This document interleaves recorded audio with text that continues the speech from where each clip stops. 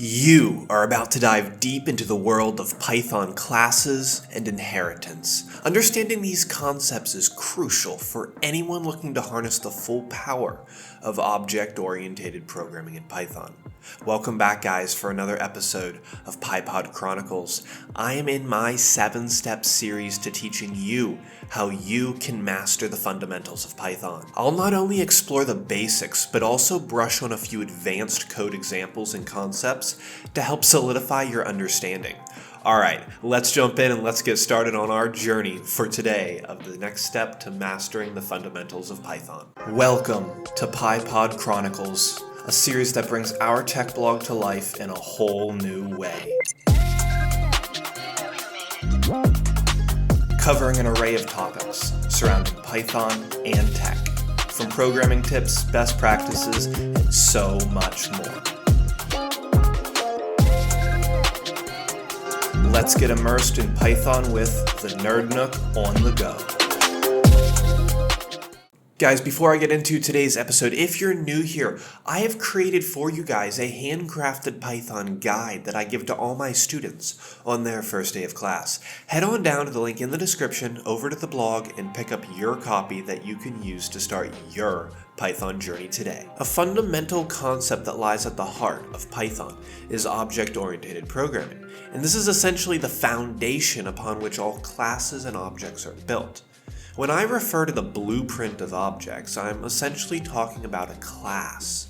In Python, a class serves as like a crafted template you make that dictates the structure and behavior of any objects that possess that class. Think about a class as like a sketch to a house. An architect has to sketch the house before the house is created. That house is drawn up on a blueprint. It's a very rough outline. And then the final product of that house, that's the object. It was created from that class. In order to create a class in Python, it's an art form in itself, kind of. You need to define a class, kind of like you define a function, but we don't use the def keyword. In order to create a class, we use the Python class keyword, followed by the class name. Now, when you name your class, you can name it almost anything, just like a function, but this is one of the very few times in Python that we want to capitalize the name of something. Your class should be capitalized. Immediately inside your class, you're going to create your first function. Now, this isn't called a function anymore, it's called a method. A method is a function in a class. A property is a variable in a class. This first function, this first method you're going to make is called init. Init means initialize. It is a constructor function. It is used to build out the rest of your class. Constructor, construction, to build. So, in here we create all the properties, those variables that we may need throughout our class, and then we're able to pass them around. Now, the init method acts as our constructor, and this is what's automatically called when we create an object from this class. And this method essentially allows us to set up an initial value to our variables. When I say variables, I mean properties.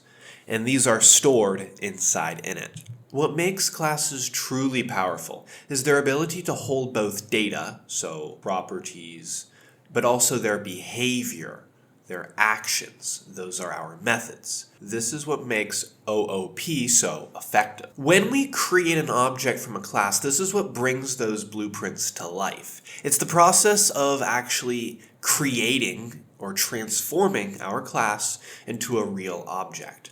And I like the word object, but you guys are going to see and hear the word instance used by a lot of other people. An instance and an object is the same thing. I think for this purpose, an object is easier to understand. Now, essentially, I want you to remember this. An object is literally a variable that's value is a class. That's what it is. The value of this variable that you make is the class, and this variable is really your object. When you create your object inside your class, you need to give it arguments. It's just like a function. These arguments must match the parameters that you created inside your constructor function, inside init. This is when all the magic happens. All right, so now you've created an object and you can use those functions, those methods you made in your class with your object. Now that you understand how to create a class, it's time to talk about class inheritance. And inheritance is a fundamental concept in OOP. What do you think of when you hear that word, inheritance? Well, maybe you think of like inheriting a bunch of money or something, because it's kind of the same thing in Python. And it allows us to create a new class by inheriting all the attributes and methods from an existing class. The new class is called a derived class, or I'm going to call it a child class. You have a parent class and a child class. It's like you're inheriting everything from your parents, but you also have your own unique properties as well. To create a child class, you can use the exact same syntax we did for the parent class, but this time we want to add two more key details.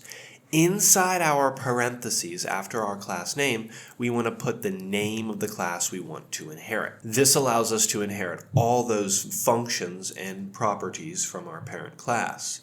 The few parameters inside our init method are the parameters we want to inherit from the parent class, followed by any new properties you may need for the child class.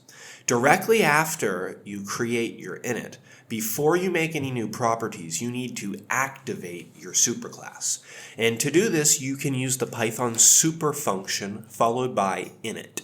Inside init, just put the names of the properties that you want to inherit or activate. Now, a few key concepts is let's talk about overriding methods. Child classes can inherit methods of the parent class that look the exact same, which means they could have the same name. For example, in the parent class, you could have a method called update. And in the child class, you could also have a method called update. Which one's actually going to work? Is it from the parent class or is it from the child class? Whichever class is the value of the object you created, that's going to take precedence. So in the example I just gave you, the update method from the child class would be used and called, not from the parent. And then advanced inheritance concepts. Now, I'm just going to dabble in this. You can do some research, right? Keep it easy while you're just starting out with these concepts. Now, multiple inheritance, Python supports this, and this is where a class can inherit more than one parent class. So you could have like a father and a mother class, and you could pass those to a child class, and that child class would inherit from both of those parent classes. And then Python has something called MRO, and this is known as Method Resolution Order, and this defines the order in which Python searches for the methods in multiple inheritance. Now let me describe to you guys a code example. So I'm big into scuba diving. I did a bunch of diving in the past for years. So let's imagine that I have a superclass, a parent class called scuba.